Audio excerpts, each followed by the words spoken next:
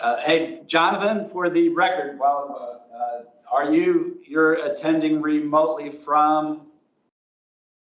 Well, from up the street, I was coming in, but I was running late, so I figured I'd call in. Okay. So you're using one of your, I guess, permissive, and so you're remote but on the road, is that? Or at home? That. Yeah. Yep. At home in Arlington. Right. Okay. Now, we're supposed to reflect in the minutes when you're attending remotely the where from. So. All righty. Okay. All right. Let's see. Any public comment? Louise, do you have anything? I do not. Mr. All right. Chairman. Well, welcome. Thanks for joining us. All right. Let's see. I think that brings us to chair's update. And at the top of the list, always and forever now, we need a volunteer to take minutes. Oh, no, okay. You good? I'll take notes, but do you want someone else want to take minutes? Because no. Any other volunteers for minutes? Minutes. Okay. I'll do it. All right. And I guess while we're at it on the minutes, January minutes have been circulated thanks to Jim Smith. Jim had prepared them, even though he wasn't there. He took the transcript and video and made magic. And we had January minutes. Do we have any changes? Otherwise, I'll entertain a motion to adopt our January minutes. So moved. Second. All in favor? Aye. Aye. Jonathan, you good with the? I am. All right, they move. And that also brings us to the September minutes that have been circulated. Thanks to Prescott, we've got the September minutes. Do we have any changes, edits to them? If not, I'll entertain a motion to adopt them. So moved. Second. Second. All in favor of adopting them? Aye. All right. Got an eye there, John. Okay. Got that. I think we're all caught up now. Isn't that right, Richard? I'll submit it to July. I think so. I will double check this week. I believe, weren't they? Or sorry. Did we circulate? Yeah, July. I think I think they've been circulated. If not, okay. If not, just in case we didn't, July minutes. I believe they've been circulated. Prescott prepared them. I think they were good, and I'll entertain a motion just in case Double secret. Double secret, just in case we hadn't adopted them, we'll re-adopt. I'll entertain a motion to adopt, just in case we have. I think we have, but maybe not. So moved. All in favor? Aye. Okay, Jonathan? Aye. All right, I think they're good. All right, all right. I think that really means we're caught up. All right, and just to give you a quick preview for the rest of the year, November meeting, we're going to do the county website update with David Hurley. And then the December meeting, we'll get an update or presentation on the Phase 2 broadband study report from Holly Hartel and Jennifer Scout. And that I have circulated the report and I think the slides as well. So if you want to take a look before December, and both of those meetings are virtual. November's in November 29th after Thanksgiving, and it's quite possible I may be flying over the Pacific at that time. So I may, depending on the satellite broadband and the time and all that stuff, I may or may not be able to attend that one. So I am deputizing John to run that one. And then the December meeting will be December 20th, before Christmas. So anyhow, that is the chair's update. We have come to item number 4, the county legislative priorities update. We have Ilana Cranen, and please correct me if I have mispronounced, but she's the county's legislative liaison, is going to fill us in. And we have, I have submitted our legislative priorities to the board. So thank you. Amazing. Hello. Okay. Thank you so much for having me. My name is, you're super, super close, Alana Crennan, just a soft E, but you're all good. I apologize that I sound so hoarse. I am getting over a really bad cold. So if you see me mute for a moment, it's because I need to cough and I don't want to cough into the microphone. So thank you all so much for having me and for, rearranging the order of things so I could be here with you tonight. Just kind of a brief overview. So I'm presenting the county's legislative package at the November meeting on, would be November 11th, but it's likely going to be at the recessed meeting on the 14th for the fact that the election is on the 7th. And we want to know what the results of the election are. We need to make sure that we have the package out with enough time for all of you to see and comment, etc. And so in order to do that, I'm likely going to be going at the recessed meeting on that following Tuesday. At that meeting, there will be public comment on the package. Excuse me one moment.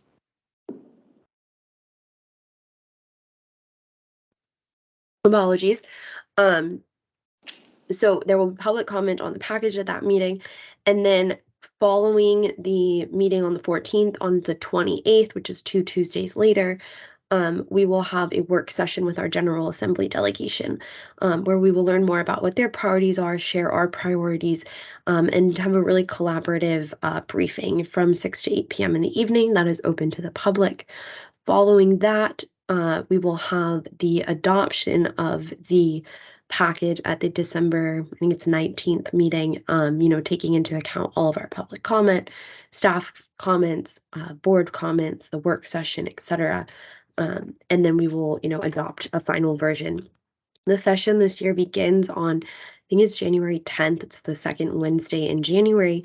And it is a long session this year, which means that the governor has a new 2-year budget to introduce in late December, and the General Assembly will work on passing that budget. This year, because it is a new 2-year budget, they have to pass a budget by July 1st. Last year, as you might remember, they dragged on budget negotiations until the beginning of September because there was already this larger 2-year budget in place. So this year, if they don't get something done by July 1st, then the state government shuts down.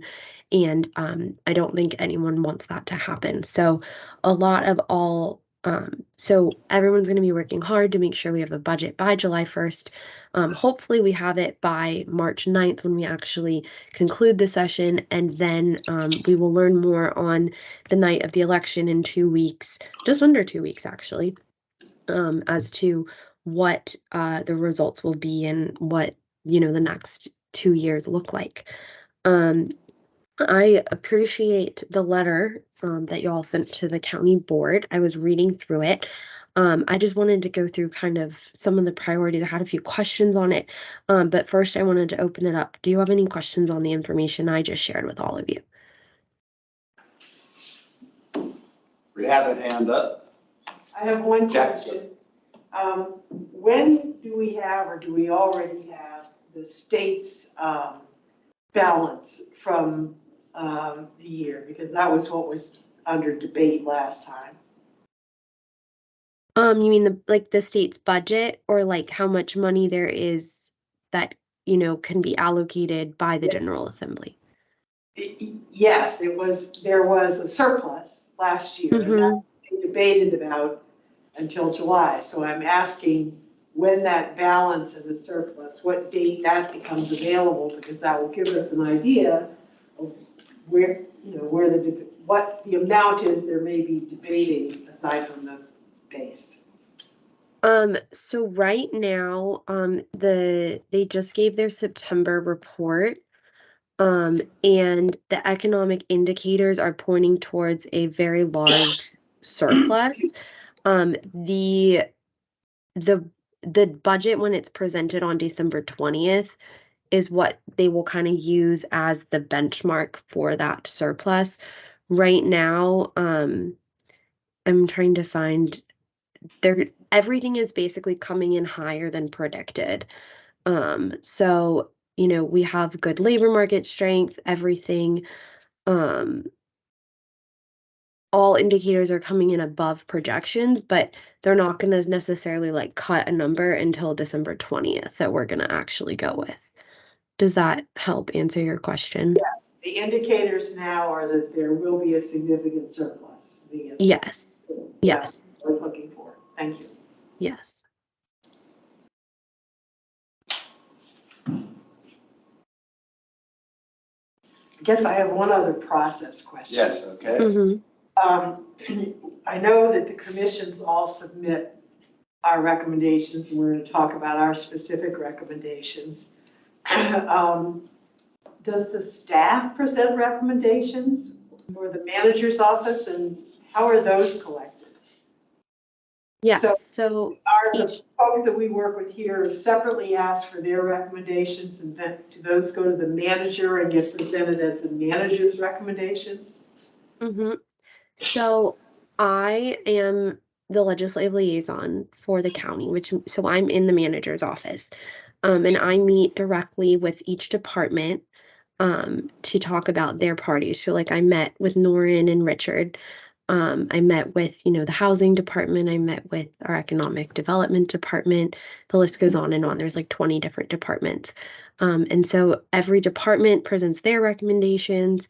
All the commissions get the opportunity to present their recommendations. Each county board member gets, the chance to weigh in too. So my goal is to make it as transparent and as a collaborative process as possible.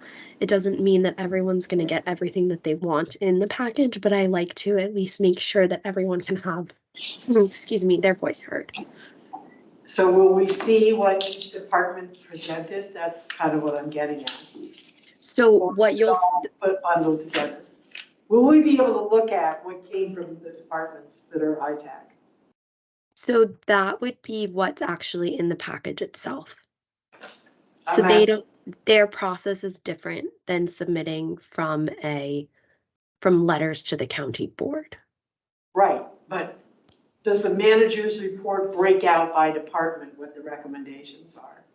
No, it does not. Okay. Thank you.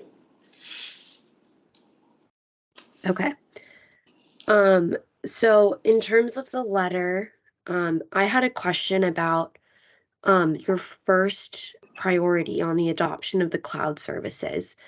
So my read of that is that you're asking the Commonwealth to create a program that would kind of make a more standard approach to cloud technologies, almost like a Commonwealth cloud, I guess you could call it, for localities to join. And sorry, go ahead. That's not the intent. Okay, please clarify. Yes. So whenever you're adopting a new cloud technology or cloud service provider, commercial service provider, there's the question around cybersecurity of that service provider, whether or not they're secure, whether or not they meet our security standards to process our data, right? Okay. It costs a lot of money to answer that question. If one municipality answers that question for example, in Amazon Web Services, we shouldn't need every other municipality to independently answer that question about Amazon Web Services and the numerous services that they provide. And so what we're asking or suggesting is that the Commonwealth create a program to reuse those security assessments, make them transparent to municipalities so that, and create a standard by which everyone can live by from a security perspective, so that municipalities know that when they're adopting one of these commercial service providers offerings, that it is secure and it is secure to process people's data at the right levels. That's a gross oversimplification, but that's the ask. Okay. Thank you so much for clarifying. I appreciate that very much. I read it a little differently, and what I read was not what I I assumed it was not what you intended because it sounded like you almost wanted to relinquish local authority and say that everyone has to use a system like this, that everyone's using the same providers, that everyone's using the same cloud. And I had a feeling that was not what your intent was. So thank you for offering that clarification. So let me chime in just a little bit, and Richard, you can jump in if you need to. So when you say secure, there's no guarantees it's going to be secure. Just Understood. want to make sure that's understood. Yep. They'll have a baseline security controls, and customers can ask for additional rigor with security controls on a case-by-case basis, which is at an additional cost, which they'll disclose, but it's through an NDA as well. So what we make it is an NDA with AWS, Oracle, or whomever. The other jurisdictions aren't necessarily going to do the same thing. Right. So, but a baseline, yes, they should all have an established baseline. But I just want to make sure we're clear that secure does not mean secure. It's just they have security controls in place. Yeah, it's really about reusing the work that's already been done, leveraging the work that's already been done on security so that it doesn't have to be done over and over and over again. Yep. And the model is really the federal government's FedRAMP program. Yeah, so baseline controls in place. Yeah. Yeah. And what was the federal government program you just mentioned? FedRAMP. There's FedRAMP, there's also state RAMP. Federal Risk and Accountability Modernization Program, I think is what the RAMP stands for. There is a state RAMP program that Arizona started. I don't know how many states are actually participating. So again, the recommendation is either to create or join a program like that. Okay, got it. Virginia's not on that list. I know. There's not very many people. Okay. But it both makes it easier for municipalities to adopt cloud services, and it also makes it easier for cloud service providers to sell to municipalities, which creates a greater market, which creates more economic activity, which is good. Okay. Great. Okay. So the state could use FedRAMP as their like guiding, So right now, states are not able to participate in FedRAMP. but can they adopt basically? There are good things and bad things about FedRAMP, so it's an example of what we're talking about. But states can adopt something similar, basically. Yeah, FedRAMP is That's generally what it's their authorization process with FedRAMP. Right, and that's what we're advocating is that Virginia. And didn't we have some indication that Virginia was doing something? I thought at some point, but So the idea is really municipalities need to be using cloud technologies, but they need to be doing it in a way that's secure and rigorous. And it costs a lot of money to do that. And if the state was able to leverage work that's already been done to lower the costs, more municipalities could adopt cloud services faster, more securely, to everybody's benefit. Okay. Very cool. All right. Well, thank you very much for clarifying. I'm gonna work on some wordsmithing on that priority so that we can make it into the package. I wanted to touch on the last one about the open meetings. That one is going to be in the package as well. We are going to advocate for more expanded virtual participation options. Right now, that is hinging on the election results and what happens. I'm going to keep that in our package regardless. But it seems to be a trend that the Democrats want open meetings virtually for commissions, and that the Republicans do not seem to be as keen on that idea right now. I think part of it comes in as a backlash to how the Democrats treated the Republicans during the 2021 session when they did have a virtual session. There's also broadband concerns for some of the more rural Republican localities as well. And so that's kind of what's driving that issue, but that will be in our package as well. Do you have any other questions for me?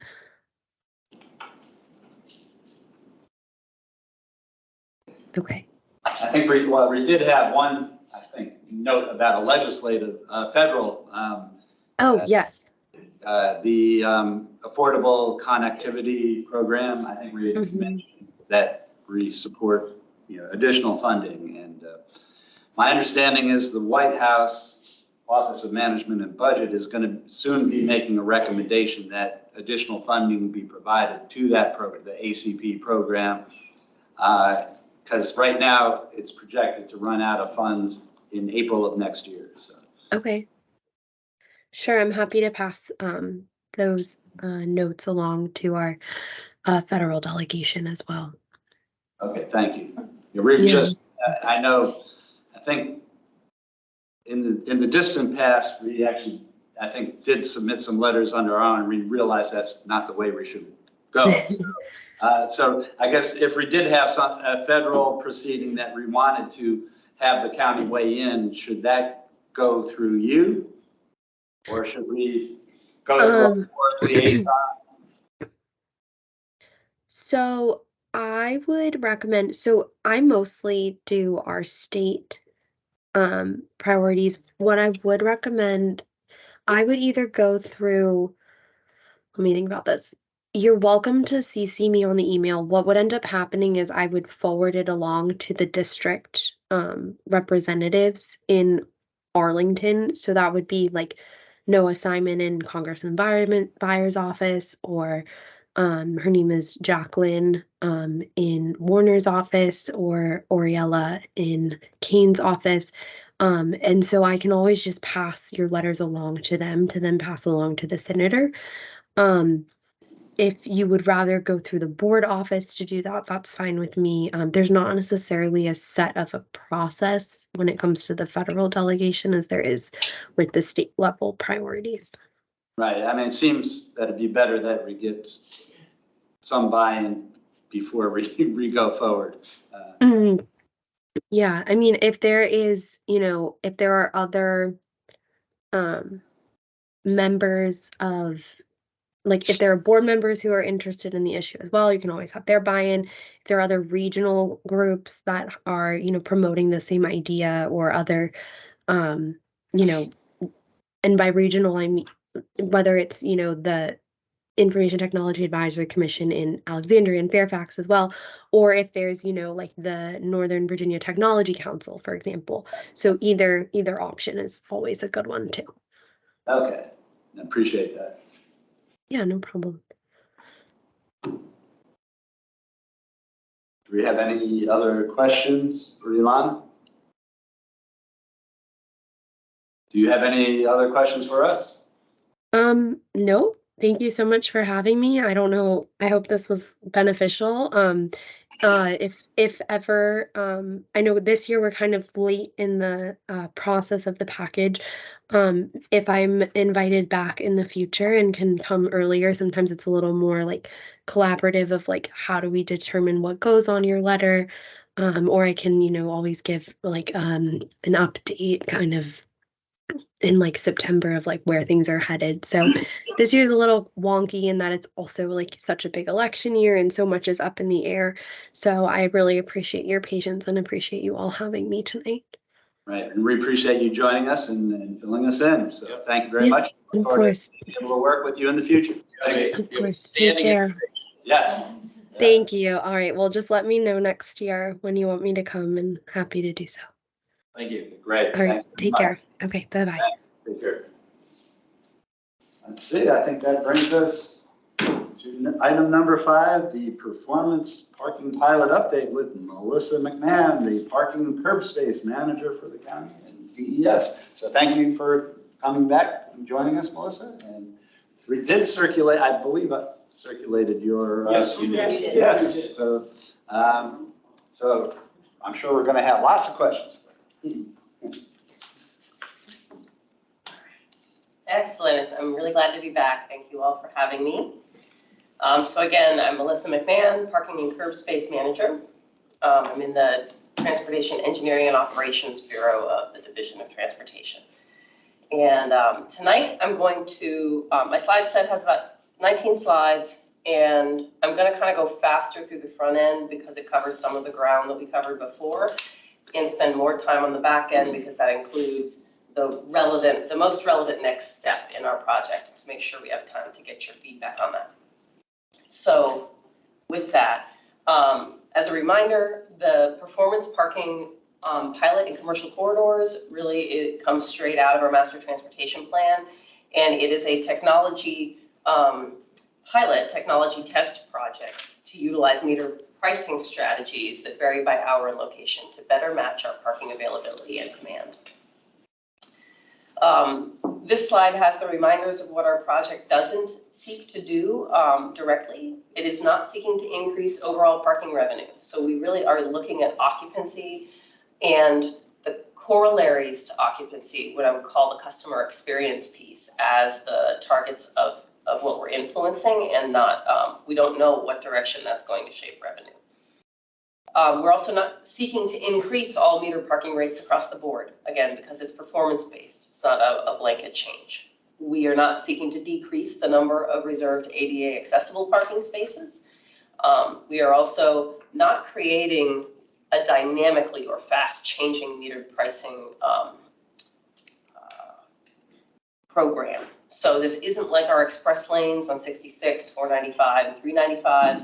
And it's not like surge pricing by ride-hailing companies where you don't know what price until like the moment you hit go. In this case, we're talking about pricing changes that would happen no more often than quarterly. We are also not changing the type of curbside use from metered parking to something else entirely. This project puts technology actually in our metered parking spaces. And one of the challenges we have is making sure we don't lose metered parking spaces that have the technology in them in the midst of our pilot project, which is just a funny, as most of you probably realize, there's always an ebb and flow of activity in the right of way and changes in what, businesses need or what projects are happening in construction and that and the other. So we're trying to keep those metered spaces in our project. This is a somewhat simplified map of our project areas. For purposes of this pilot, we are only using metered parking spaces in our Metro Rail corridors. So the Roslyn-Ballston corridor and the Crystal City-Pentagon City-Potomac Yard corridor. However, that said, that is 4,500 metered parking spaces, and it's the vast majority of the metered parking spaces in the county. There are some on Columbia Pike, for instance, and perhaps Langston Boulevard, but by and large, this is the majority of all of our inventory. So progress-wise, we find ourselves at the substantially complete phase of our installation. So the last time that we met, we were still in the midst of our installation, but we are really at the final pieces of it. We still have some holes we're trying to fill as construction projects in the right-of-way wrap up, and we'll be able to fill some of those gaps. But we've got a little over 4,100 sensors, almost 4,200 sensors installed out of a total number of stalls in our project. We're hoping for a 4,500. And again, some of those may not come live for a bit of time given construction activity, but as soon as they are available and the meters are active, we schedule them to be filled in with our sensor technology. So we did outreach and engagement during our first phase, and during from February to September, really, maybe August, our engagement was focused on raising awareness of the project as a whole and getting community input on the prioritizing the goals of the project. Because we did establish goals in the process of getting this grant, in the process of designing the project for grant funding, but we really wanted to make sure we were hearing from community members about their relative priorities across them. We reached 135 people through an online feedback form. We installed over 600 decals on multimeters in our project areas, and that resulted in over 1,700 sort of click-throughs, visits to our project page directly from those decals and QR codes. We conducted 4 pop-ups in the community, which also resulted in a total of 100 interactions with community members. And we did find that some of the responses we got from people in the pop-ups versus the online form were a little bit different. While we were installing technology, we also did door-to-door outreach across all of the corridors that were being impacted by our, I'll call it, construction process, because we did have to shut down some stretches of parking metered spaces while we were installing the sensors. And we used those opportunities to let businesses know about the project, provide flyers with information, direct them to the best of their abilities to jump on the project page and learn more. So we touched over 260 businesses in large residential buildings that way. And as you know, I stopped by this commission and several others during that first phase of outreach. So this is just a list of the folks that I had conversations with or provided presentations to, as well as our first virtual public meeting, which happened in February. And we are actually, I think I've got a slide toward the end, but we will be doing another recorded, more detailed recorded presentation, which will be available online, and I'll talk about an open house that we have scheduled coming up in December. So highlights from our outreach from the first phase. People are interested in improving their experience with parking. So that's definitely there, especially where the solutions save time. So it's somewhat notable that we didn't hear as much about ensuring that parking is free or cheap, although we hear it occasionally, but it was really about travel time savings, confidence in finding parking on the first try, and the ease of finding parking. The nuances that appeared more in our pop-up discussions with folks, reducing mobile emissions and reducing double parking, because we did encounter more folks in our pop-ups who were not as routine drivers, so they experience the parking problems in a slightly different way, and they have a different kind of interest, perhaps, in those parking issues being resolved. We also had 16% of respondents to our feedback form report that they have a disability that impacts their mobility, and they tended to value more highly than other respondents less double parking, less time looking for parking, and getting people to shift to less well-used blocks, because I think they're looking for access to those well-used blocks, as well as greater enforcement of the parking space. And we have a full summary of that outreach available on the project webpage for you at any time. Other project activities underway as we speak are the finalization of our pricing engine design, and that the pricing engine is sort of a maybe jargony term to describe how our vendors are going to be pushing to us a price recommendation. And that price recommendation is based on rules that we set, such as we want to see an example set of rules, but one that might vary over the course of the project is that prices should stay the same if occupancy is between 40 and 80%. But when it's over 80%, customers are going to experience a problem, and we're going to look to potentially increase price in those locations. And when it's below 40%, we could consider, if there are other factors at play, such as proximity to high occupancy areas, we could consider lowering price. So that's an example of a set of rules. That's how we have it set up presently in our effort to build our way to a first price proposal to kick off that part of the process. However, it is something that might change over time as we see what the data says about how price changes are influencing demand. We're also actively working on our public interface designs. In the slide set, I've got 2 screenshots. We are expecting to actually make available and roll out to folks both of these tools. One of them on the right-hand side is Curb IQ. It's a particular type of curb viewer, and you can see that it uses sort of a block face imagery around occupancy, with darker being more occupied and lighter being less occupied. The tool and that's live data that we can see on both tools. The tool on the left-hand side is a little bit more like, I would say like a Google Maps view that we're familiar with. And as you zoom into that tool, it gets more granular, all the way down to the space level, really, about the occupancy of those spaces and the type of space and the price of the space. So they do similar things, but they're not identical, and we're looking forward to providing people access to both, because we're also interested in seeing what people's reactions are to the 2 approaches. We have our opinions, but we're saving them so that the public can respond to these options. The one on the left, by the way, will also have the ability to assist with navigation to spaces. So that's kind of cool. That's a feature that the one on the right does not have. And is there, maybe you will come to it, is there going to be integration of the sort of availability app with the payment app? Because I know there's a couple different vendors on payment now, but Right, so the two availability apps that are really a part of the pilot will Right. have availability and price. The payment function, which currently the mobile payment approach we have for our on-street spaces, Park Mobile, they will have access to a public API and they'll be able to use it to show the same data that these two apps show, but in their interface. So we don't know yet what to expect with how they'll visualize it, but we do expect that they'll take it up. So anyone who is a Park Mobile user will be able to use the Park Mobile app and potentially see the same data.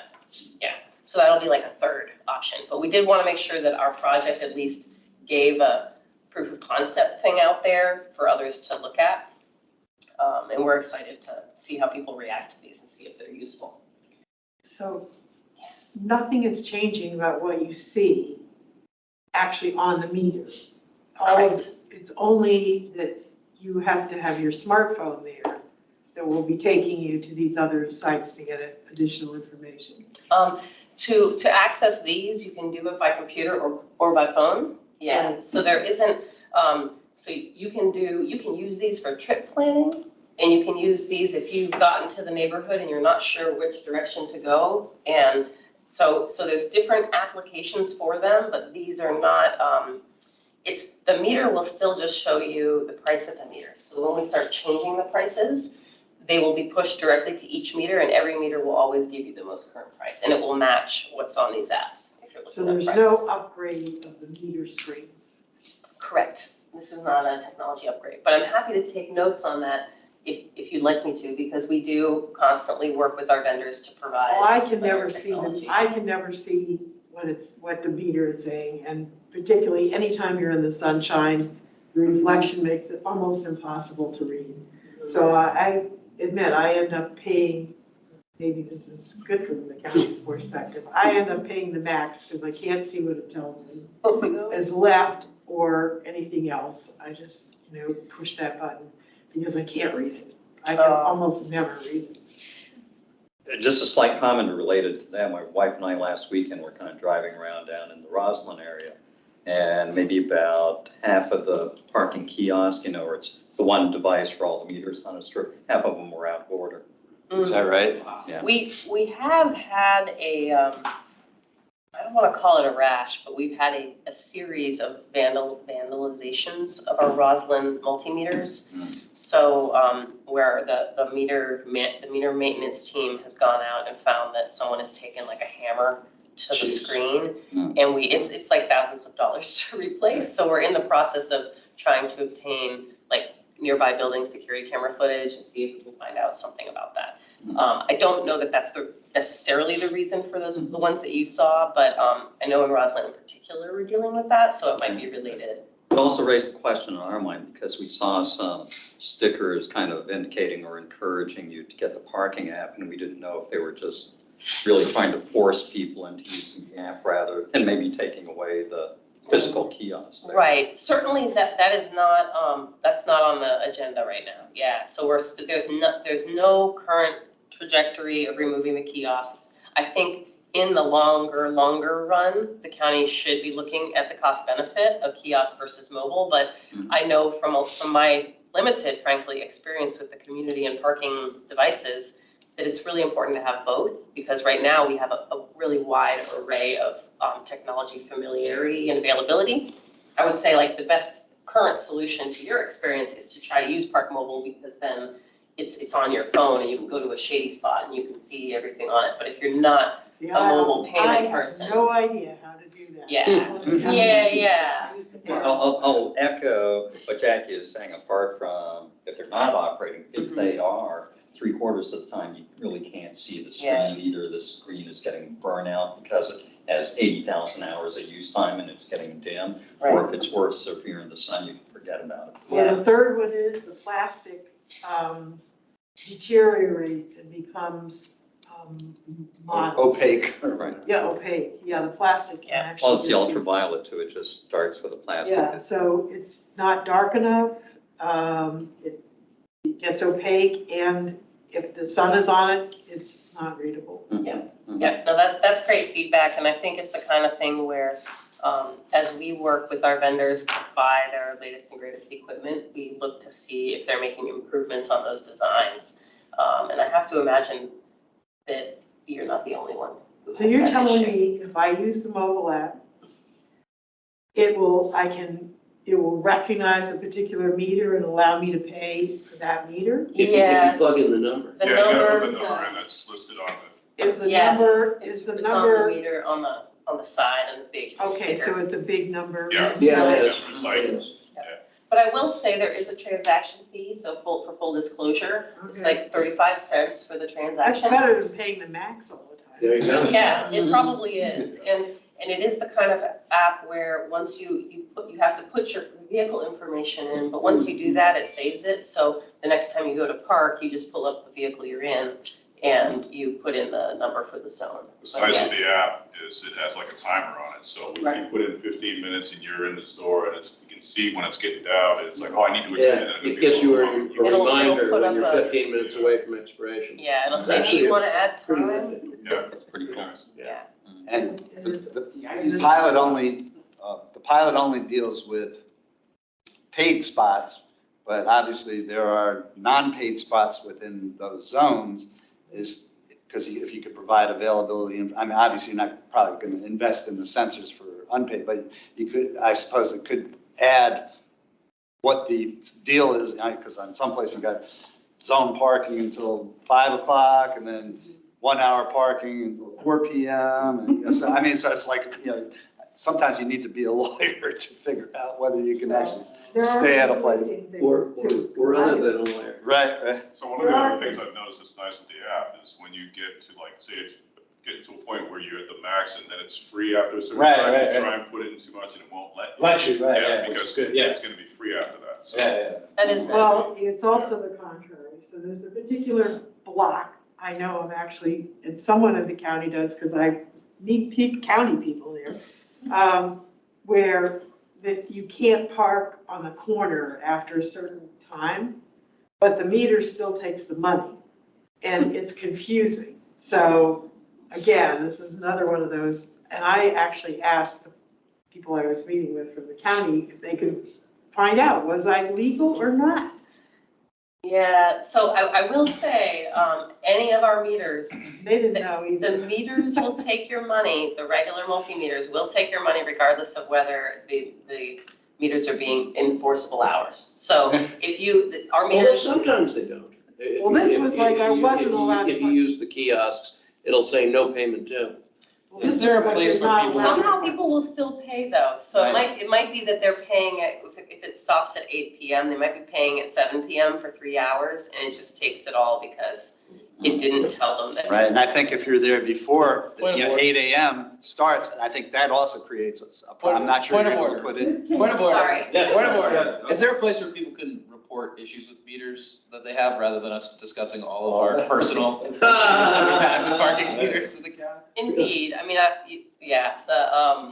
report a problem. Report a problem? Yep. Great. Thank you. And we will We hit a happily fix the meters if they're broken. It's open for Yes. Let's move back to the pilot. We're going that way. So last question, I think Frank alluded to it. So is the pilot specifically about the performance parking or is it also the app that shows like the availability? It is the apps too. Okay. So, the apps, basically the pilot is testing the theory that better pricing that is demand responsive and better information is going to make for a better customer experience on the street.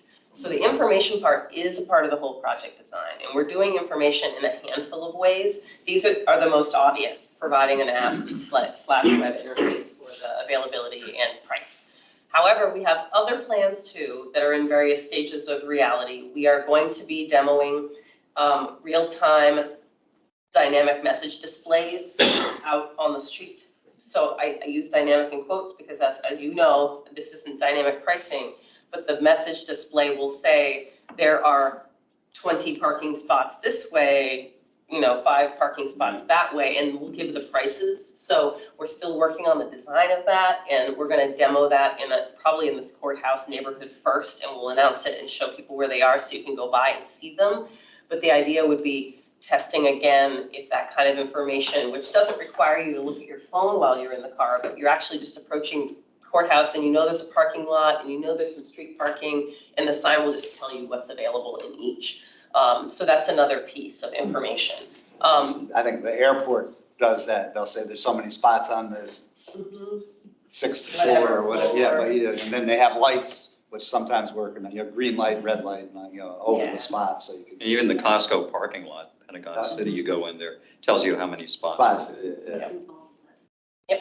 Yeah, so that's another example, and yet another example of information that we're working on is the potential for having a public-facing data dashboard. So we are doing an API. The APIs are for the technology folks who are going to build with them, or maybe researchers, people who are going to actually pull massive amounts of data. But for your average community member, we envision it would be nice to be able to see, at least in broad brush strokes, some visualizations of the data and to be able to filter them and look at them in their own sort of free time. So we are actually working internally on developing one of those. So I'm not sure if it'll be live right when we start or shortly thereafter, but it's certainly one of the other examples of providing good information.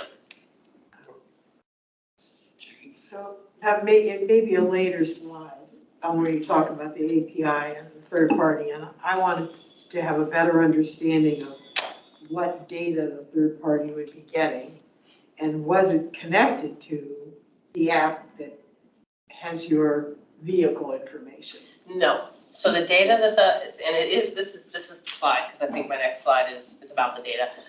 The API will have the same data that is fed into these, not the Park Mobile app, but fed into these apps. So it's only the occupancy data from the sensors and the price information. So that way, a vendor like Park Mobile can take the occupancy and take the price and show it on their display. So if Google wanted to show our street occupancy, it could choose to do so.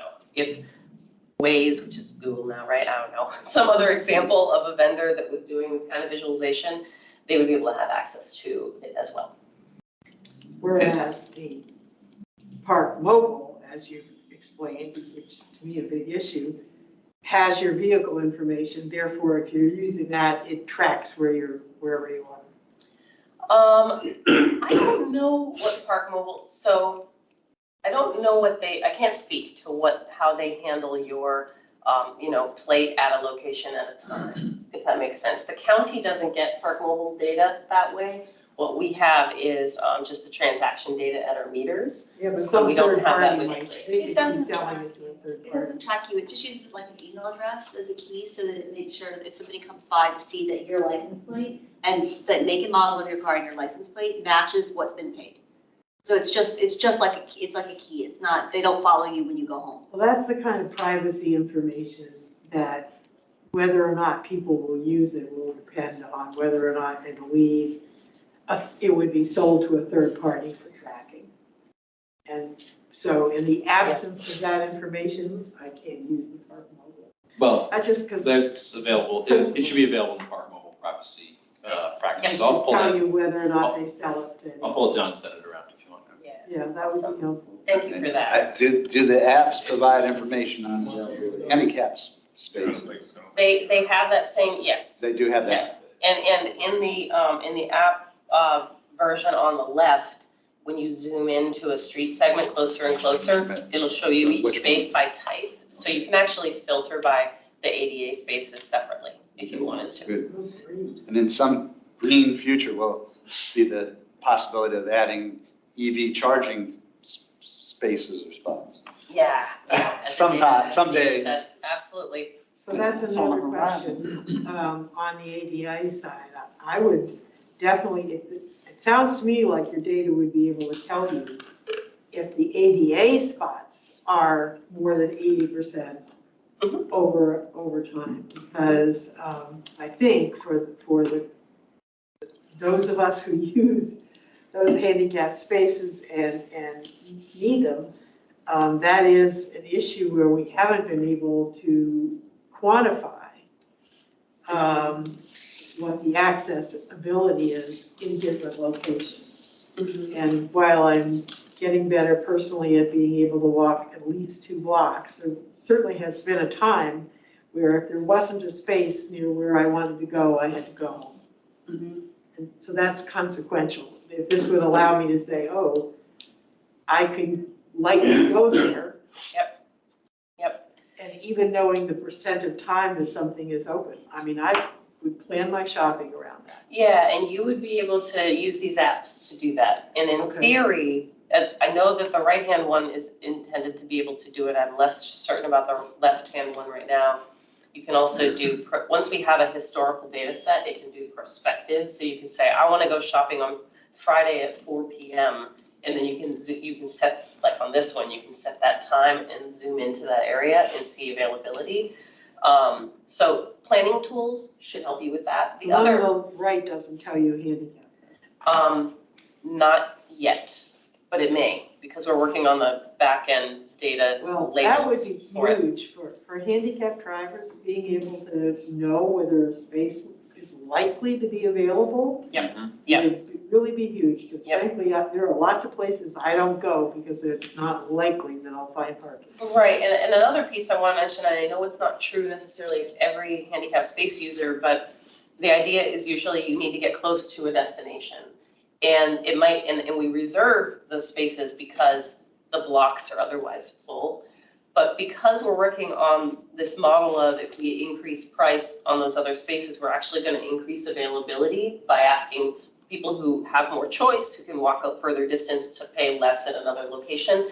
What you might also end up seeing is more availability nearby the handicap space too. So you might find more proxies when you wouldn't have in the past. You focus narrowly on the one because it's most likely to be reserved for you, but in the future, there might be more availability on the whole block, as an example. Yeah. Yeah, so I think I hit all the technology pieces here, like the software, and we talked about the dynamic message display demo. So next couple slides, I just wanted to talk a little bit about our data. Now, we've only got, I think these are data from August. I think we mocked these up, and we now have a full set of September data, so we're working on the September data versions of these.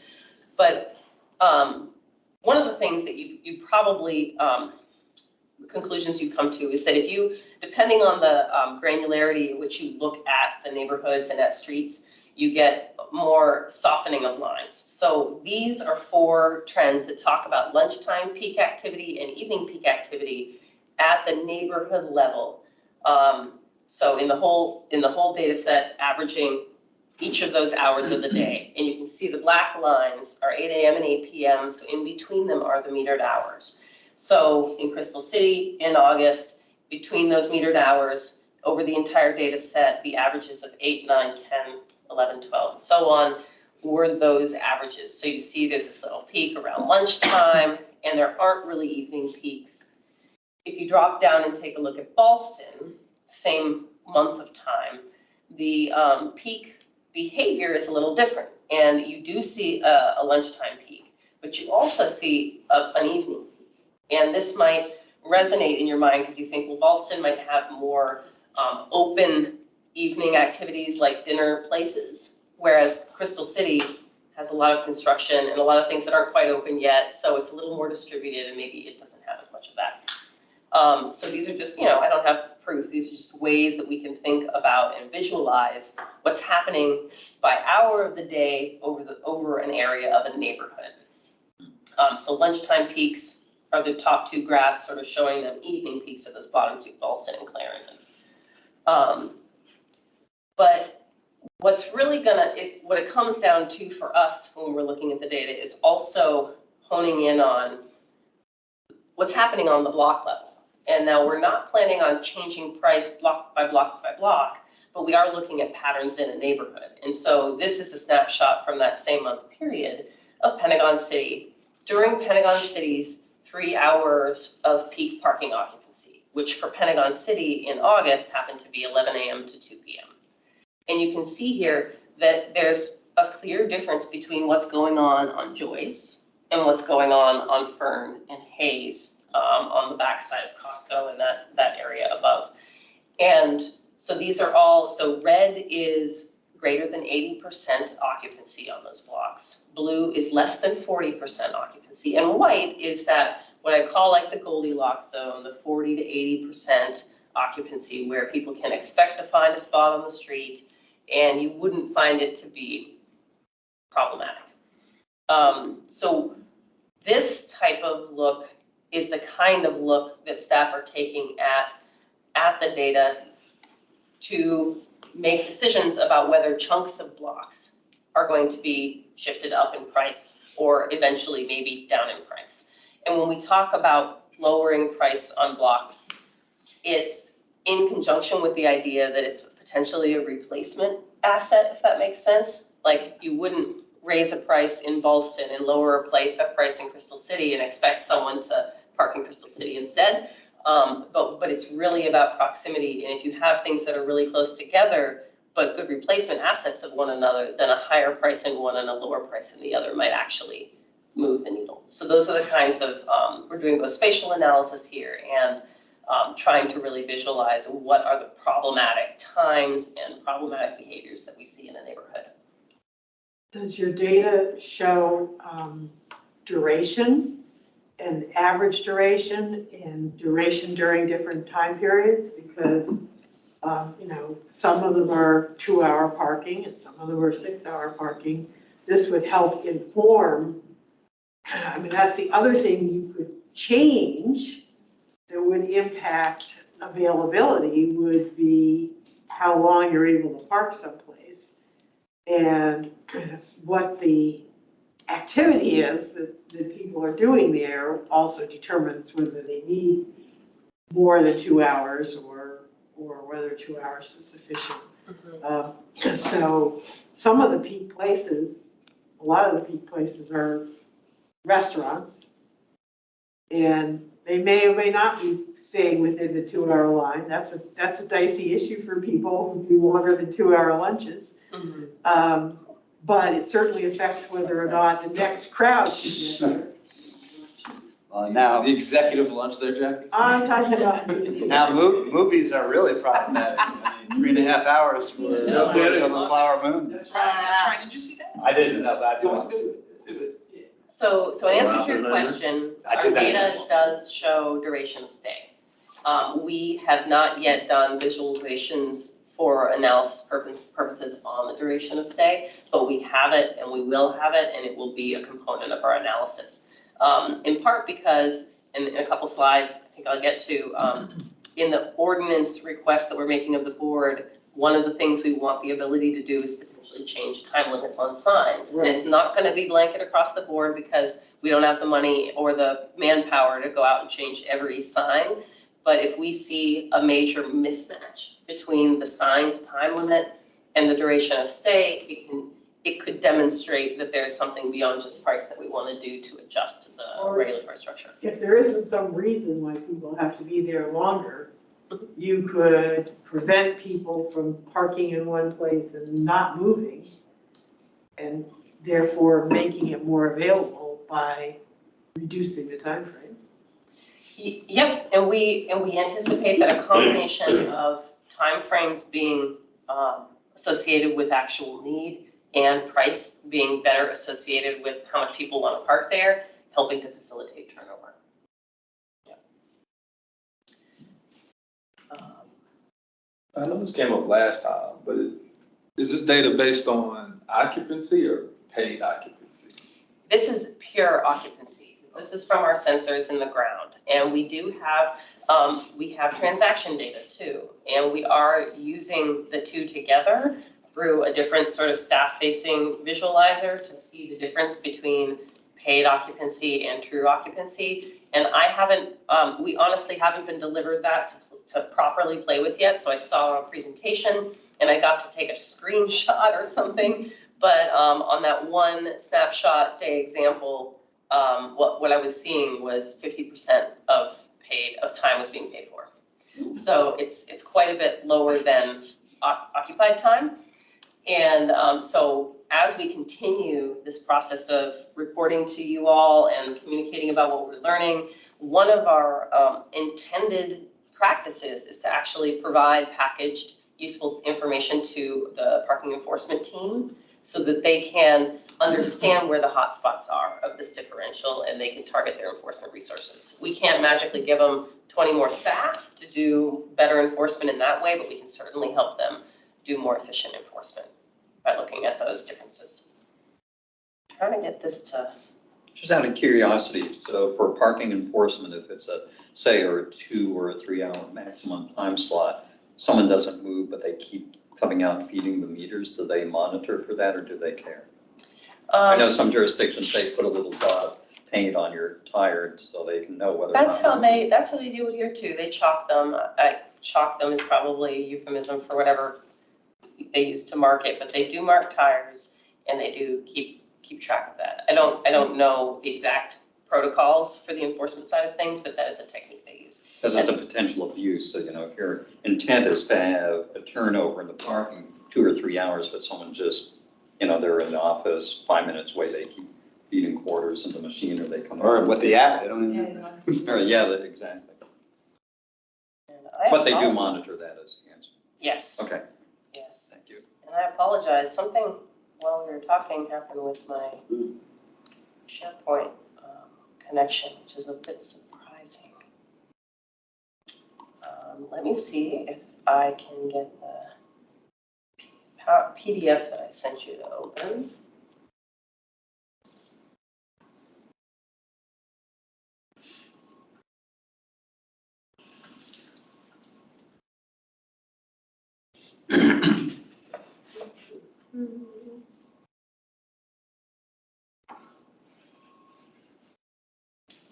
Goodness me.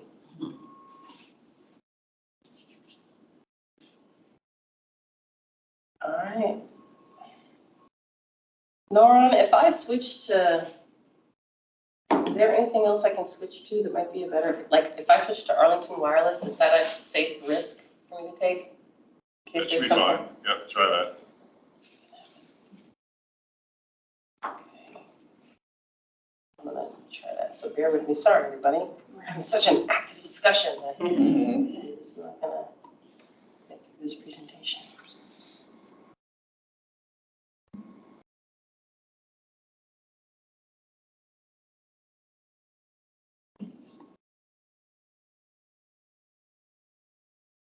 Okay.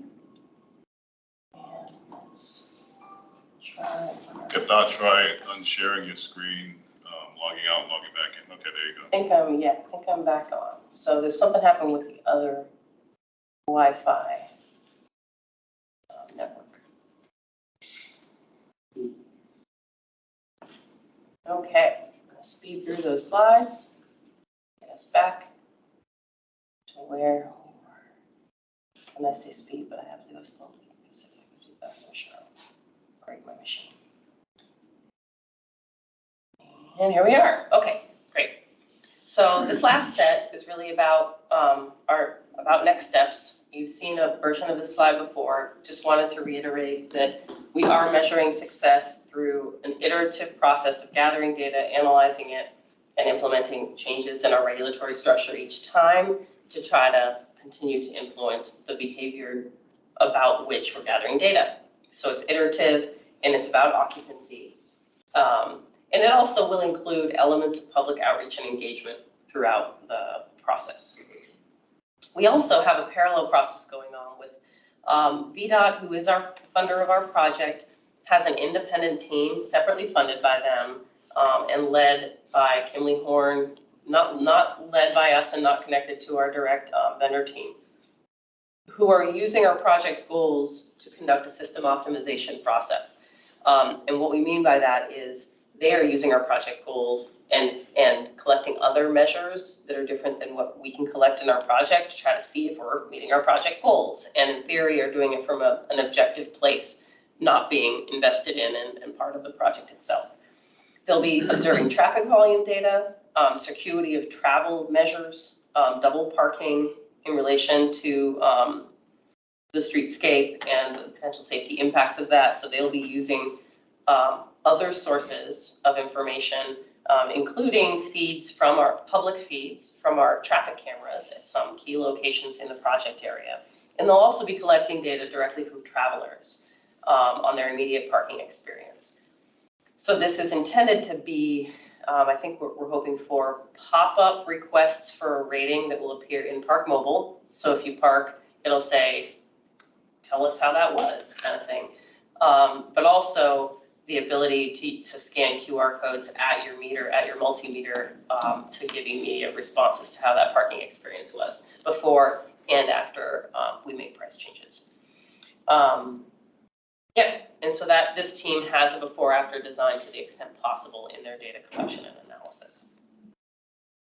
And so that brings me to what I would call our key project next step, which is an ordinance proposal for the board, which we're hoping to go to the board as an RTA in December or January and as an action 1 month later.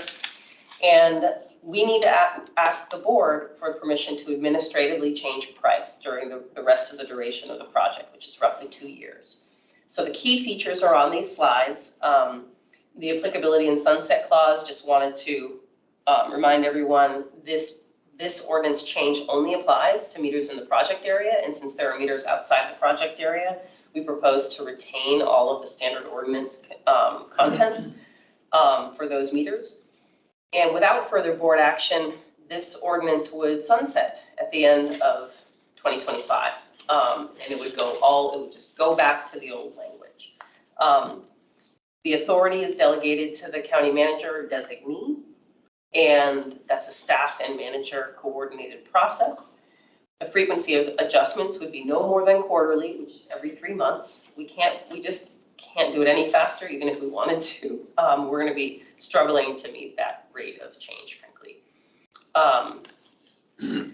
Thresholds of adjustments. So this is really giving us the framework that we're not going to predetermine what trigger changes a price, but rather that we're going to be increasing prices in response to higher demand and potentially decreasing prices in response to lower demand. So we're leaving ourselves some flexibility because we might determine that smaller or larger increments of change would be necessary in areas to be effective. The time limits, this gets to this idea of duration of stay and our ability to influence it. We're suggesting that we have the ability to change duration of stay, to change time limits and locations. They are decoupled from meter rates, which they aren't currently in the ordinance. It's sort of odd, but the rates in the ordinance are hard-coded to each time limit. And we don't know why that was in the past, but it's certainly not helpful for a project like this. We are not intending any comprehensive sign changes. So if we do sign changes, they will be much more targeted.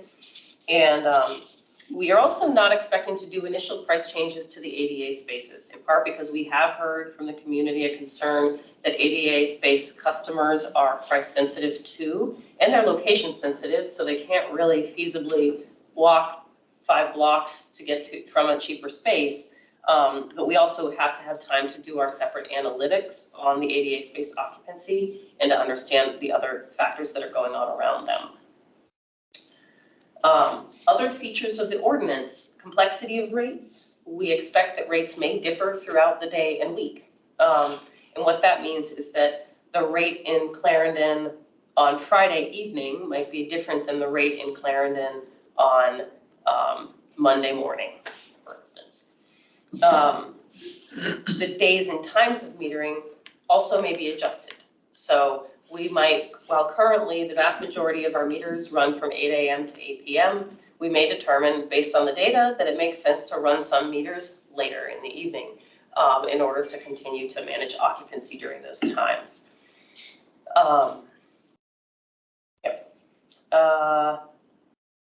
Less.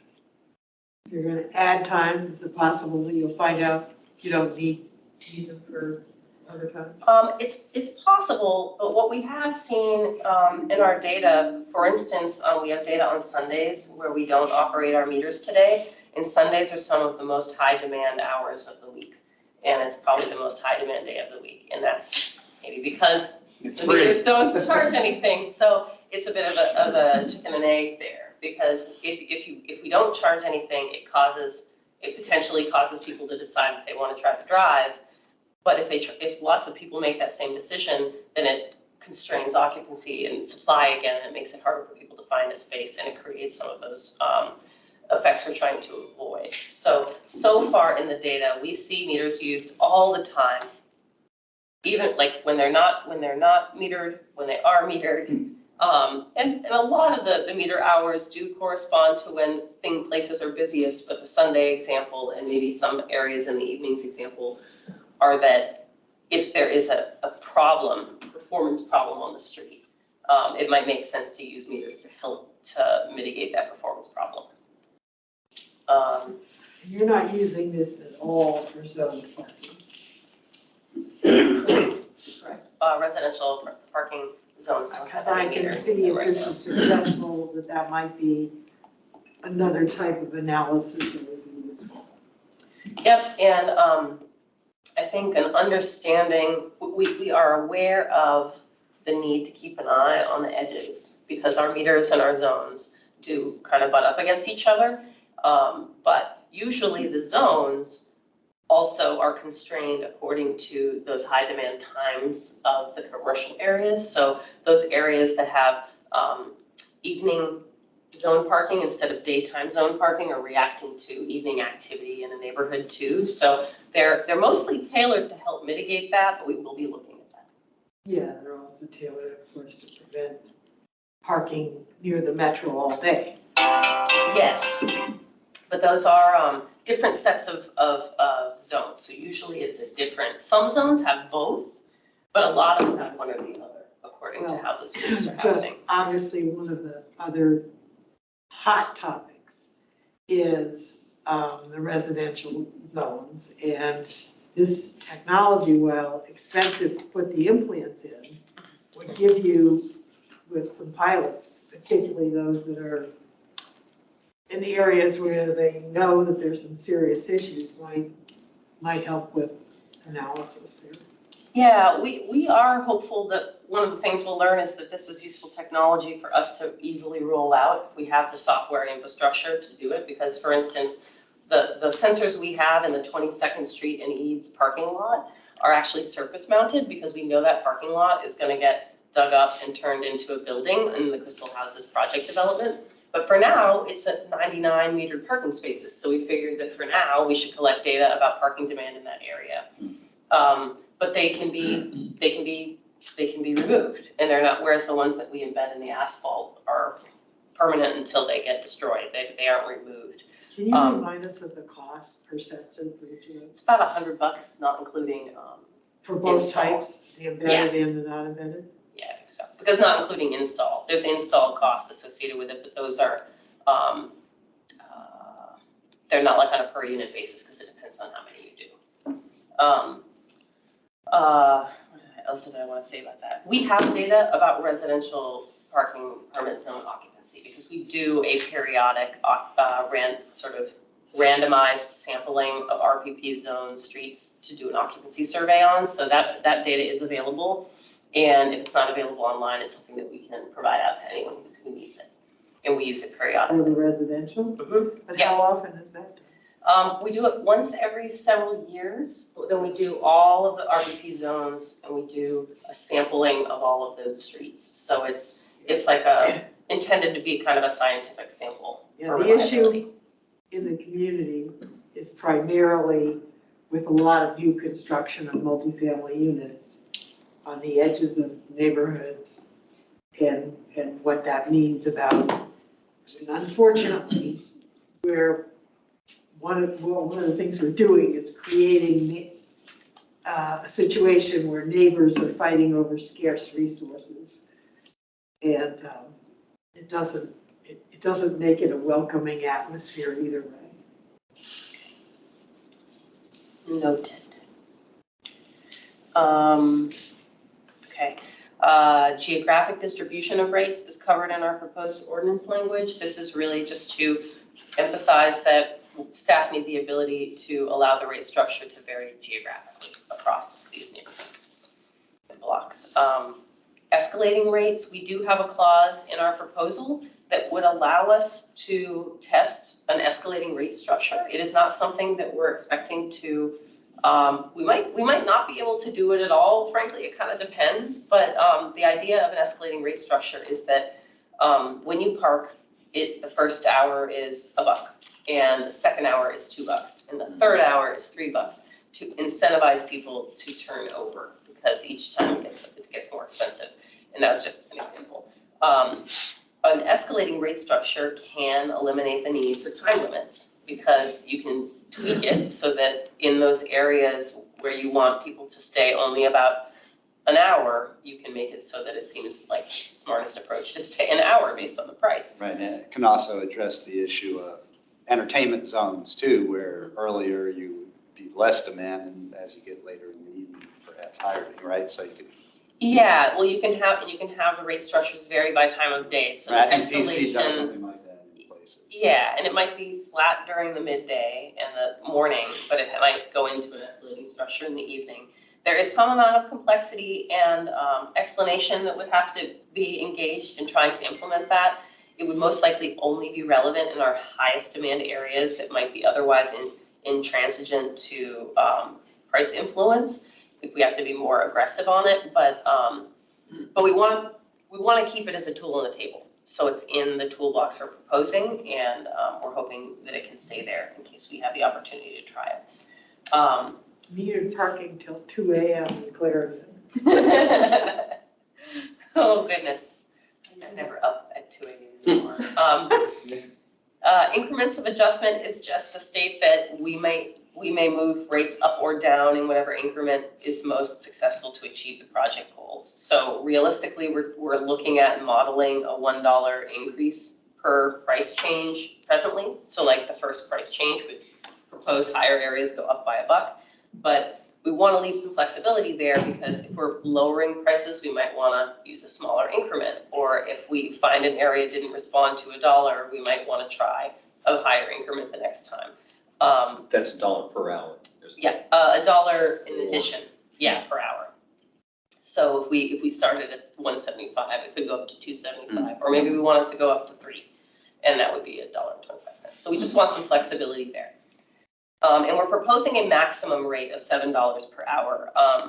And what that means is that over the course of up to 7 realistically quarterly price changes in the project, which would be $7 of activity, and that's if you changed it upward every time for every price change, which is highly unlikely, we would not exceed $7 per hour at any space anywhere in the county.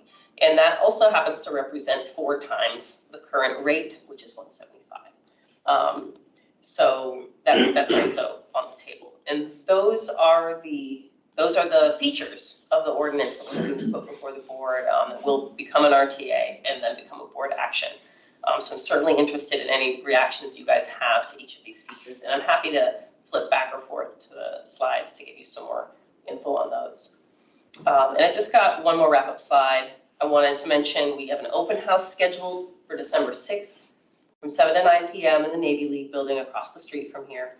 And that open house will be designed to just give boards on every feature of the project, but also lots of boards on data and lots of boards on the ordinance proposal. So there'll be more data information than I can offer you here tonight, but we'll be ramping up our materials so that we can talk about it and give a lot more illustrations of it. Excuse me for that meeting. And we do expect the happy or not parking requests for information to start later this fall. That's the VDOT evaluation process, and they'll be again collecting existing conditions information about customers' experience with parking, and then we'll continue to collect that data during the price change periods. And we are also scheduling what we're calling small group conversations with retail employees planned for early 2024. So we're really trying to target much more detailed conversations with people who might be impacted by this, but who have fewer choices perhaps than the retail customers. So that's the end of my slides, and I'm happy to flip back to anything that anyone wants to look at in more detail. Do a round robin around the table. This is exciting. Yeah, Very nice. yeah, thank you. Fantastic job. Yeah. Thank you very Appreciate much. you coming and filling us in some more there. Yeah. Yeah. On the board action, I think it's clear to me that the sense of the commission is that it's really important that we have some performance measures around the ADA spaces.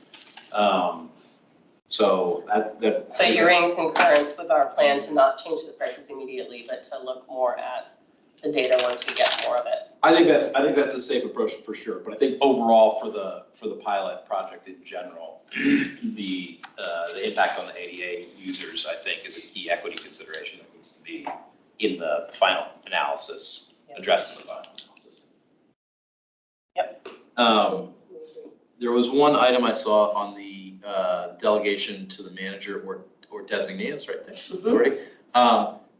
Is there going to be a lowest level that the ordinance allows the delegation of authority? Realistically, what it's going to look like is that our vendor team prepares the price recommendation based on the data. Our internal staff team dig into that recommendation and cut it apart and make sure there isn't anything weird in the data behavior that suggests something different, and make some executive decisions. For instance, the price recommendation may recommend lowering prices, but we're not going to do that to start. So we're going to vet and create a staff recommendation that covers the whole project area. And then we're going to present that to the manager, and we'll provide the manager with probably map information so he can visualize it and see it. Quantifications of it, and we're actually going to provide this to the public too. Every time we do a price change, we're going to have a little info packet that gets posted online that shows like how many spaces went up, how many spaces went down, how many spaces stayed the same, and some neighborhood highlights and the things that we saw while we were doing it. So we're going to package it that way for the community, but also for the manager so that he can have buy-in and basically authorize us to move forward. But he can also cut things out if he doesn't like something that we're proposing. I get all that. What I was asking specifically is about the ordinance. Will the manager have the authority to redelegate that decision authority lower if he so chooses? Yes. So we anticipate preparing a memo that shows the delegation hierarchy. So maybe he'll decide that it only goes up to our DOT director, or maybe only up to the department head. But we also want to make sure that he always has the opportunity to look at it, but that memo will outline essentially if not available, this person, if not available, this person, so we have it all framed out legally. Sure, great. But to follow up on that, I think that's really important from the public perspective, that you have a level that it doesn't go below. Mm-hmm. Yeah. And I think, our previous advice to the board coming out of the Clarendon Innovation Zone was to do more of these types of pilots, and specifically to delegate the authority to do these experiments to the lowest level practicable based on the risk profile. And so I think this is consistent with that, but I think that is one of our previous recommendations to them. So not sure exactly what the structure is inside below the manager, but whatever the lowest level as appropriate for this risk profile. I think you're changing prices on the general population, so it's kind of risky, but it's not life and safety risky, right? So and it might vary over the course of the project where the manager wants to take a look-see and chime in quarterly. This is only happening quarterly, it's not super often, but every so often in the project, but not on every one. Yeah, but to Jackie's point, I think it should be clear in the ordinance at the lowest level that's possible to delegate it to. And how will you be publicizing the quarterly updates so that people are really aware of this? That's a good question. I know we'll post information on the website. What we have done for some of our other information pushes is push them out through the transportation e-news. Mm-hmm. But I'm open to any suggestions in terms of best ways. We have our sort of list of stakeholders, and the stakeholders will probably hear from us on each of those, such as bids and chamber and other, I can push it out proactively to them. But we do tend to lean on our listservs because we also expect our stakeholders to be subscribed to those listservs, because that's a really efficient way for us to get information out to them. Didn't you say that there was going to be a site that folks could go to? Would that be another option? Yes, so the little packets of info we'll have up on our project page. So we'll probably have a running list and people can pull up each of the price changes and look at the summary of it. It's different than like the dashboard we hope to have available, which will also be accessible from our project page, but we'll have like the data live to play with, if that makes sense. But yeah, in terms of publicizing each rate change and being really proactive about that, if you all have any recommendations, feel free to shoot them to me anytime. I think it'd be helpful or important to have some element there where it's either pushed out, not just relying on people having to go to the county website, because I don't think they'll get enough people. Right, Jackie? No, I can't, I don't know whether you're providing the details of what's going in the RTA or not, because I didn't notice them when I looked at it before. I think that it should be pretty specific about the level of transparency that you are going to have for your data. And that's another area right now that's an issue of considerable concern about trust in terms of whether or not data will be made available. So if there's data that you know you're going to be making it available, put it right in the advertisement so that it's clear to the public that it will be available, not. Well, I guess I would say the ordinance is a change to the meter ordinance that exists today. So the ordinance language is about obtaining from the board the administrative authority to make these changes to price. It's not so much about how we manage data.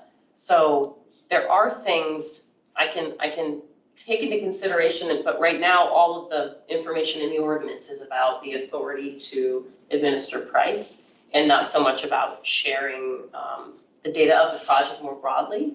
Well, it just seems to me that one of the things that could be the background for whether or not, as a board member, you would want to adopt this process that allows people to change price is what kind of information will be available to the public as a basis for doing that. And so I guess what I'm suggesting is, yes, ask for the authority, but also provide information about the minimum information.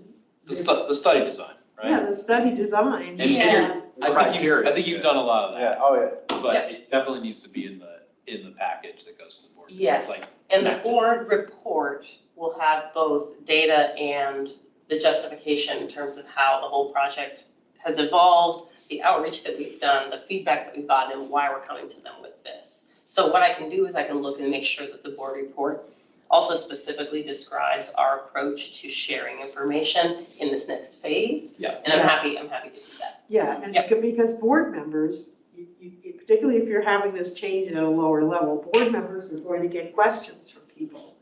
And so they themselves are going to want to have data when these changes are made. And they probably, I would think if you were the board, you might be willing to delegate it, but you would want to be informed before it happens. As a board member, I certainly would want to know if the rates are going to change. I would want to be advised of that. Also, reasons. I think the sunset clause is great. That's something that didn't happen with the Clarendon Zone project. But does anyone want to take a crack at drafting a letter to the board on this project for the board action? I was gonna say that, you probably put them out. That's what the details. Anybody? And when is the RTA going to go to the board? At this point, we're targeting December, but because of elections and the fact that the board changes between December and January, it may get pushed to January if they want the RTA and the action to happen under the same board. So it's still a little bit up in the air, but I would hazard no later than January, but it could go in December. Okay. Anyone want to write on this? I'm not sure that I know how, what that entails, but it. So typically we'll write a letter opining on this board action and vote on it and say, here's our official opinion as the tech commission on this board action. I mean, I could give it a shot if I could get a partner to review and help me make sure I'm following protocol. You'll definitely have a partner. Yeah. But you can take the pen? I'll give it a shot. Awesome. All right, thank you. Thank you. We got a couple months to get it done, so. All right, anything else on PPP? If not, I will move on to, Thanks. Thank you so much, yes, thank everybody. you very much, Melissa. We appreciate you coming. It's, Very important. really exciting use of data, Yeah, sensors, and smart cities. Yeah. we really appreciate your Search it. participation in this. It's great. Smart county. All right, Frank. All right, here we go. It's going to be. not Speed yet- read. Speed read, and there's a lot going on in the legislative update, but I'll do my best to make it fast. FCC Chairwoman Rosenworcel announced a proposed inquiry to take a closer look at how artificial intelligence impacts illegal and unwanted robocalls and texts. Guess what? The bots are coming. Bots have been here. Yes, they're getting worse. They're getting smarter. That's the problem. FCC Chairwoman Rosenworcel, again, is proposing final rules to prevent discrimination and access to broadband services based on income level, race, ethnicity, color, religion, and national origin. These rules are in response to the non-discrimination mandate contained in the Bipartisan Infrastructure Act. The White House Office of Management and Budget has indicated may soon ask Congress for additional funding for the ACP, the Affordable Connectivity Program, because right now it's projected to run dry in April of 2024. Clearly, our advocacy is having an impact. Sway, yes. Starting next year, schools will be allowed to use federal E-rate funding to pay for Wi-Fi on school buses, pursuant to rules adopted by the FCC last week.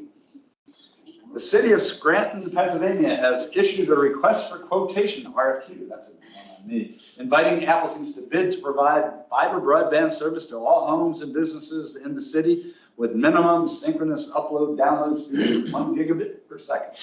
Ideally, the RFQ would tap available funding from the American Rescue Plan Act or under Mifflin. Just kidding. I knew that was coming. New York City has launched the NYC Smart City Test Bed Program, an initiative allowing city agencies to collaborate with private companies and academic institutions on pilot projects that will primarily operate in public spaces.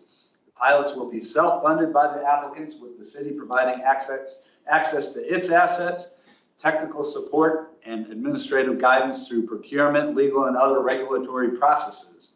Initial pilots include use of drones to scan buildings for structural flaws, sensors to measure how and when people use different modes of transportation. Sounded actually a lot like the Clarendon, the CIS Innovation Zone, and a system to pull pollution out of the air, vacuuming pollution. So those are the 3 early samples. California has enacted a new law requiring local agencies to batch process permits when they receive 2 or more broadband applications for nearly identical broadband private sites in terms of equipment and general design, but not location, submitted at the same time by the same applicant. Batching allows an applicant to submit one master application for multiple sites, to have them processed simultaneously, simplifying the small cell deployment application process. And the FCC has, as I earlier anticipated, adopted a notice of proposed rulemaking to reinstitute internet net neutrality rules on broadband internet service providers. And the U.S. is joining force with the U.K., Australia, Canada, and Japan to strengthen coordination on telecom, security, resilience, and innovation. And I'll give this to you since you're Do you have a soft copy? minutes. I can send it to you. I'll say, okay. Actually, Prescott took the hard copy, but I'll keep it. Send it to you. I'll send it to you. And that is the legislative update for October. Norman or Richard, any DGS updates? So a couple quick updates. So Arlington hosted the Mid-Atlantic StatNet 10th anniversary gathering on Friday, October 20th, last Friday. More than 23 local jurisdictions and nonprofit agencies in attendance. Today's discussion centered on artificial intelligence and the opportunities and risks for governments looking to harness this transformative technology. County Manager Mark Swartz and myself kicked off the event, sharing thoughts and our vision on AI, including how the technology will make engaging with government easier and more convenient for constituents. Also, former Maryland Governor Martin O'Malley closed out the day by leading a roundtable discussion around how to effectively build on service delivery and data-driven government foundations in order to leverage and manage AI productivity. I'm trying to go fast. Yes, no. Is there a summary of that online? Or that you could distribute to us? Not yet, but I could send something to you. Okay, all right, good. Thank No, I you. appreciate it.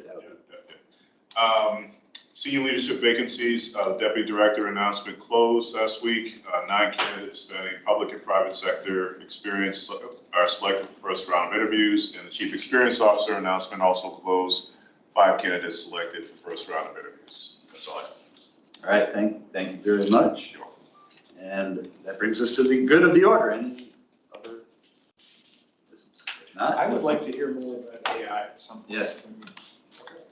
Well, so I mean, I don't expect you to explain Yeah, no, the I think- entire issue, no, no. but through the lens of Arlington and what we need to know vis-a-vis this innovation and filling John's office spaces and everything else. You obviously thought about this and you just heard about this, and I think we would all benefit from a short So we can, presentation. yeah, we can go ahead and set something up. I would actually have David Hurley do that presentation for you. Could we have that as a presentation, maybe at the next meeting or something? Yeah, at one of our, David we is have actually, time? David is presenting in November on the website Yeah, update, but so I think it might be a little much to do both AI and what, but, Do a follow-on where he can present again for AI.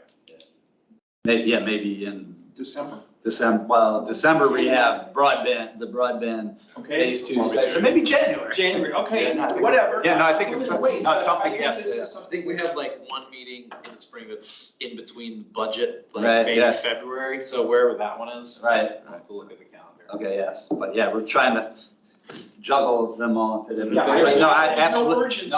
no, I absolutely think that it should be is something on our- that we should be talking about, and actually, I happened to run into David Rare, I don't know if you know David. I know David very well. Anyhow, George Mason apparently has a He's big on. initiative on intelligent automation. He's so- very big on that. Yeah, so I'm thinking maybe we can work something.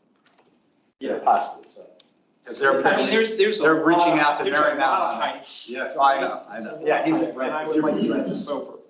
I mean, we're going slowly, obviously some of the things we're looking at is we need to put together an acceptable or responsible use of AI. So there's data gathering we're doing for that right now. We're trying to educate the workforce about, do's and don'ts of AI, especially with everybody trying to use ChatGPT, which we're not on board with that because it's not secure. And we're also looking at expanding like generative AI for the use within our bots to help with the customer experience AI-enabled bots. So we will get into more details. We're really hoping that. Taking it slow, though. We're really hoping to get It's to great. where we can use ChatGPT for our minutes. So, Not yet, right, not yet, but someday. I mean, it'll produce minutes. They won't That resemble don't reflect what happened. what happened. I know, a little hallucinatory minutes. To be honest, we have the requirement to do minutes. I mean, real briefly, one of the things I talked about during the conference we had last week in my opening comments is really the data quality behind it. Right, oh, yeah. Data in, good data out, bad data in, bad data out. So you really need to have good data quality tools in place as well as, fact checking. Just because it's put A lie. out, yeah, Right. it may not be accurate. So those are some of the challenges I told that specific group that they need to look at as well. And everybody's on board with that same thing. I think Again, happy it's to have a a topic I think we definitely want to delve or hear about and delve into. Yeah, absolutely. Get it on the agenda. Appreciate it, yeah. That'll be good. Go to the order. Yes, good. I'll even volunteer to take the minutes for that. All right, yes, Jackie. I have a question, and it may not be relevant. So my question is, when different departments are asked to or commit to doing dashboards, are you involved in that, or do they do separate contracts and have somebody else come in and do their dashboards? How does that work? So they do it in-house. It's your business intelligence analysts in the different departments that work at. So from an ETS perspective, we'll provide the backend platform. So it's Microsoft Power BI. But we're not the ones who are creating those dashboards. Each department does their own dashboard, and they have their own in-house experts to do that. To answer your question. Yeah, and that goes again. The Right. reason why I asked that is because that's related to my continuing budget thing. Is Yes. we want to, before we get the budget, I'd like to be able to get a view of where we're spending money on things like this By agency. by department. Yes. Absolutely, because there's a lot of those, everybody wants a dashboard now. Well, so I mean, the Microsoft license would cover the dashboard for use throughout the different departments. It's just the one who's actually setting up or configuring it is an in-house resource within that department. Yes. They're trying to set up communities of excellence where they're sharing best practices across different departments. So, you know, when someone figures something out, obviously you're going to share it with the other department on how to do it. And that's why I was asking about the data transparency, because as you are, I'm sure, well aware, the delay in the development of a expanded housing option dashboard has been a considerable interest and issue in the community. And so I was wondering, like, where the pieces are that make that not happening on schedule.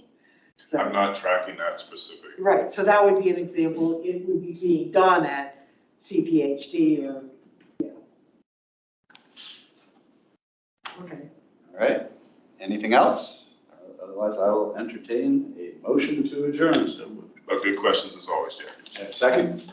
Second. All in favor? Aye. Ayes, carry, and we have a speaker. Thank you, everyone. Yeah, really. Good night. Thank you, everybody. for joining us this evening.